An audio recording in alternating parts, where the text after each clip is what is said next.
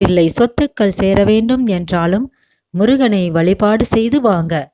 இதற்கு கொம்பு தேங்காய் பரிகாரம் ஒன்று செய்து வாங்க.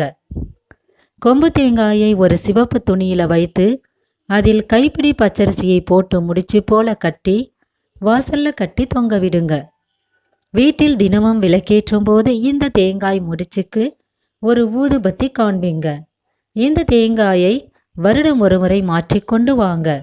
இறுதியாக இந்த கொம்பு தேங்காயை நிறைந்த வளர்பிறை வெள்ளிக்கிழமைகளில் வீட்டிற்குள் கொண்டு வந்து விட்டால் உங்கள் குடும்பத்துக்கு தேவையான அத்தனை சொத்து சுகமும் சேர துவங்கிவிடும் என்பது நம்பிக்கையாகும். அதே போல சொத்துக்கள்ல பிரச்சனை உள்ளவங்களுக்கும் பரிகாரம் உள்ளது. எனவே ஜாதகத்தில் 4ஆம் இடம் சரியாக அமையாவிட்டால் சொத்து பிரச்சனை வரலாம். அல்லது 4இல் சனி மற்றும் செவ்வாய் இருந்தாலும் சொத்து ரீதியான பிரச்சனைகள் வரலாம்.